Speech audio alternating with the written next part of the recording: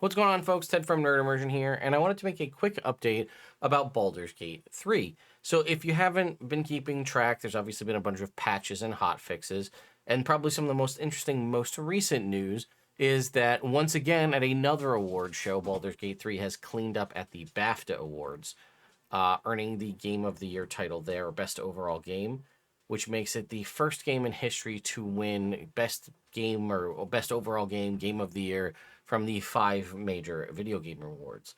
However, the most interesting thing, I think, is the talks of what's coming with Patch 7, which is at some point in the near future.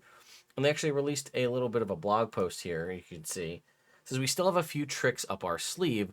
We're working on our next game update, Patch 7, which will add improved evil endings to the game for even darker conclusions for the most sinister playthroughs. And yes, this includes non-Dark Urge players. And they're kind of showcasing a little bit of an image here, and then here we can see the Dark Urge again. It says, these new cinematic cutscenes have all been given musical treatment by their BAFTA award-winning composer, Borislav Slavov. I hope I'm pronouncing your name correctly. It says, Patch 7 also aims to fix several bugs we reported, including Jahira's unwillingness to jump and group in combat, Will's less than romantic greetings, as well as the mysteriously disappearing narrator lines for Gortash and the Dark Urge confrontation, to name a few. The next patch will also begin, amazingly, introducing our first official modding tools, letting you change up visuals, animations, sounds, stats, and more to overhaul Baldur's Gate 3 into the weird nightmare realm of your dreams. If you're unfamiliar with how this works, there's been unofficial mod support since basically the earliest of early access. The problem is, each time Baldur's Gate or Larian has to update a small patch or a hotfix, it basically breaks everybody's existing mods. So this is going to kind of circumvent that and allow you to basically make official mods. It also means you won't have to do any sort of extra, too much extra stuff to get mods in your game, and they'll be officially supported. So if you've been kind of nervous about possibly doing mods and screwing up your gameplay, this might be the opportunity for you to do that and, you know, get new hairstyles, new art, new armor, maybe even a transmog system if Larian doesn't end up giving us our own in the future. Beyond Patch 7, we'll be focusing on bug fixes, performance enhancements, and stability improvements to ensure you have the best possible gaming experience. They're also actively working on crossplay, which is, again, the ability to play with somebody on Xbox, PlayStation, and PC all at the same time, as well as a photo mode. Many people have been asking for that, whether that's for like AMV stuff or just to be able to take pictures of your characters.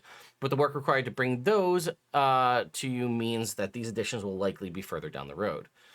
It's no secret game dev is one gigantic learning curve, but in these learnings, your feedback helps us improve, so we're introducing additional internal playtesting ahead of releases, which is wild to me. With Patch 7 being packed full of bug fixes and new features we've yet to go into detail on, there will also be a closed beta on PC where a select number of players worldwide will be given an opportunity to test the latest update. We'll talk about that more in the coming weeks. And then they go on to talk about, again, just reiterating and confirming the fact that there will not be any more official Baldur's Gate 3 DLC expansion packs, and that Larian Studios will not be working on Baldur's Gate 4. And then it talks a little bit about what's coming down the line after the fact. We're currently working on 2 new projects. We couldn't be more excited about what the future has in store. It's still early days, and we'll tell you more about those later down the line. But know that even as our focus turns to new games, the sensibilities that you brought Baldur's Gate 3 alive are well here at Larian Castle.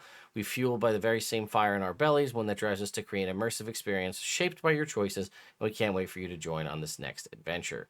Yeah, it's pretty exciting stuff, to say the least.